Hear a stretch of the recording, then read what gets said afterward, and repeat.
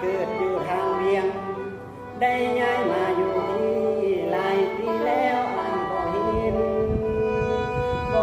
เห็นนะ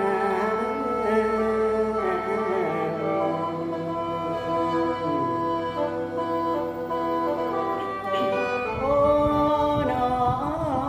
ได้มาเห็นอ้ายมื้อนี้น้องสุดที่ดีใจได้มาเห็นเบาคนไข้มาปากหวานแท้น้อย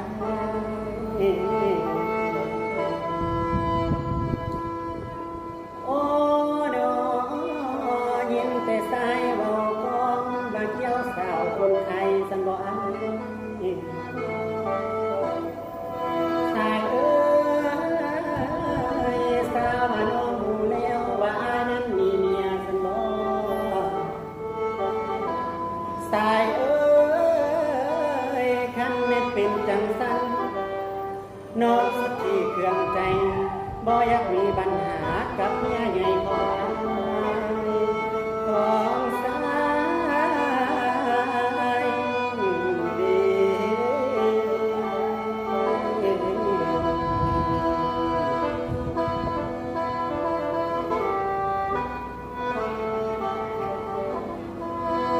โอ้น้อนำมาก่อนนักน้องมีสิว่าเดี๋ยวใดอายสิใครมาจะแจ้งถามข่าวน้องก่อนเนื้อดี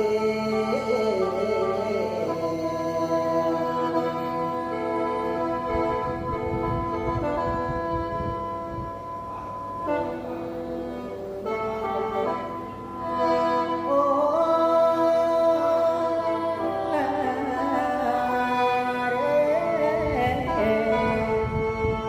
สายงา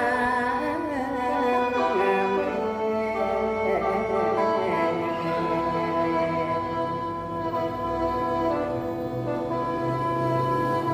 สายเอ้ยยินแต่สายเบาทางมาทำสิเฮียงงานสันบ่สายเอ้ยน้องมีลูกสาวให้หัวสวนอยู่แดนไกลซื้อวัดคำกิจแก้ว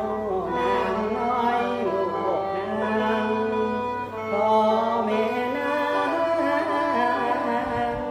เดี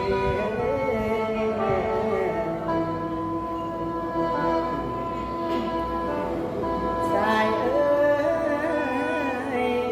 คันไอ้ถามจังสิน้องสิถามทางนั้นก่อนเด้อ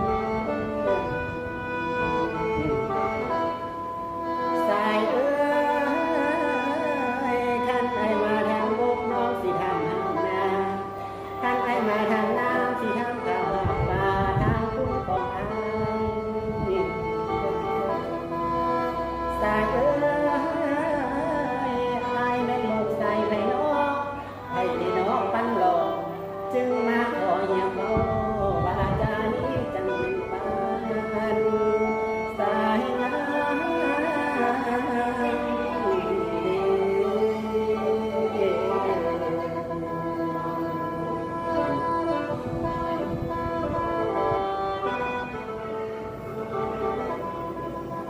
โอ้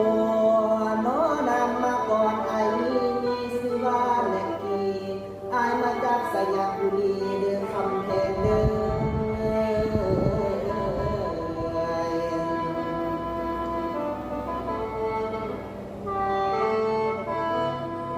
โอ้น้ออายนี่น้อเป็นลูกให้ลูกนามาเต็มยังปากลายแกร่งสยักบุรีมุนเดินลงเดิน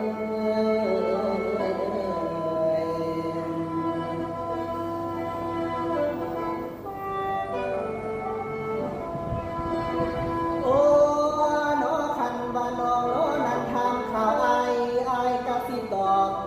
อายมีแนงลูกให้ลูกนาเป็นลูกสายเดียวเดินน้องมาเตะฟังคุณ โ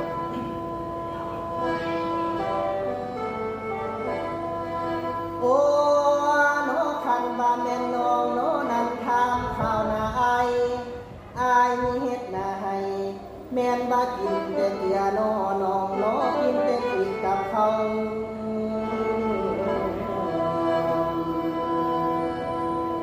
โอ้น้อคันว่าน้องได้ยินจังสีน้องสิห้ามได้อยู่บ่เอาอายไปบ่น้อไปหาพ่อแม่น้องบ่ดี